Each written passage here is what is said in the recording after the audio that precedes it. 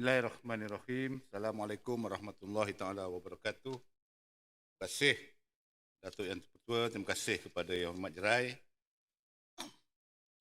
Untuk makluman ahli yang berhormat, buat masa ini, kemahiran membaca dan menulis Jawi di sekolah menengah masih diberikan penekanan melalui pengajaran dan pembelajaran PDP, Pendidikan Islam.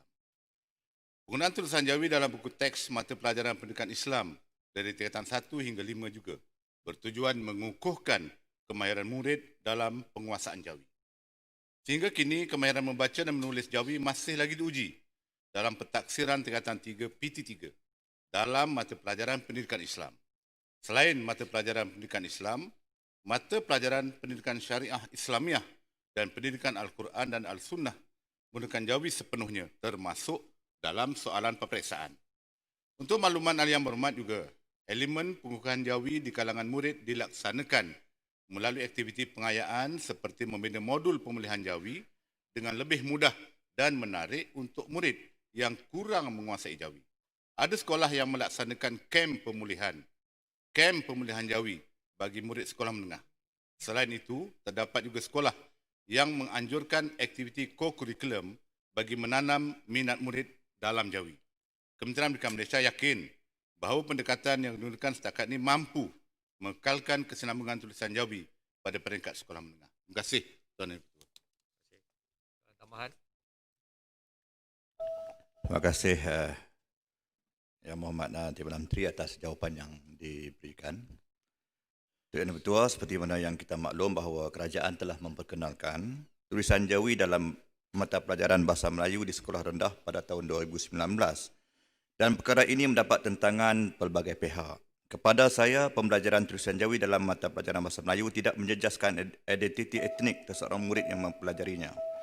Kami mendapat maklumat hanya 2.9% daripada keseluruhan sekolah jenis kebangsaan SJK bersetuju untuk pelaksanaan tulisan Jawi untuk murid tahun 4 pada tahun 2020. Bagi SJK Cina, 2.77% daripada 1,299 sekolah bersetuju dengan pelaksanaan tersebut. Manakala bagi sekolah jenis kebangsaan Tamil, hanya 0.2% daripada 525 sekolah bersetuju dengan pelaksanaan tersebut. Sehubungan itu, saya ingin mengetahui, apakah KPM akan meneruskan pembelajaran tulisan Jawi dalam mata pelajaran Bahasa Melayu di sekolah rendah? Adakah jumlah muka surat pembelajaran tulisan Jawi dalam buku teks Bahasa Melayu kekal pada 3 muka surat bagi tahun 2021? Sekian. Silakan Yang Mohd. Tuan Yang Ketua, terima kasih kepada Yang Hormat Jerai. Masih dalam tulisan Jawi, tapi ada sedikit tersasar daripada soalan asal. Bagaimanapun saya nak berkongsi bahawa kami di Kementerian Pendidikan Malaysia, kami mengikut keputusan Jemaah Menteri bertarikh pada 14 Ogos 2019 yang memutuskan supaya pengenalan tulisan Jawi itu tetap diteruskan di sekolah kebangsaan dan sekolah jenis kebangsaan. Ini keputusan yang telah dibuat oleh Jemaah Menteri dan kami di KPM. Pada dasarnya, kita mengikut saja apa arahan yang telah dikemukakan oleh Jemaah Menteri. Jadi untuk makluman, sahabat saya Jerai, sebenarnya tulisan Jawi sebagaimana dimomokkan, kita bukannya mengajar pelajar-pelajar kita menulis, bukan mengajar pelajar-pelajar kita membaca berkaitan dengan tulisan Jawi. Kita hanya dalam proses pengecaman. Kita tak ajar mereka tentang alif bata 32 huruf, termasuk mencantumkan antara vokal dan konsonan dalam tulisan Jawi.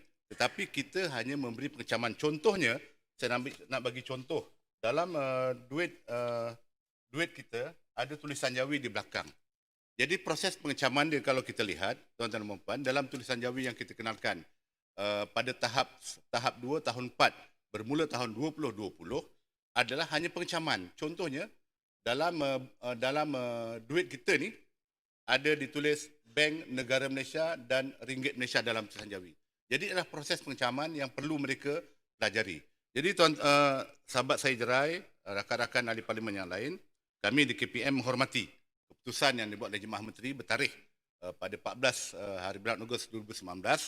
Dan pada kami, tulisan Jawi adalah sebahagian daripada seni bahasa dan kita mahukan rakyat kita memperkayakan lagi warisan dan kita mengharapkan pengetahuan mengenai seni, warisan dan sejarah bahasa Melayu ini akan terus kita berikan kepada pelajar-pelajar kita. Terima kasih Yang Tuan dan Tuan, terima kasih. Terima kasih, Madam Menteri.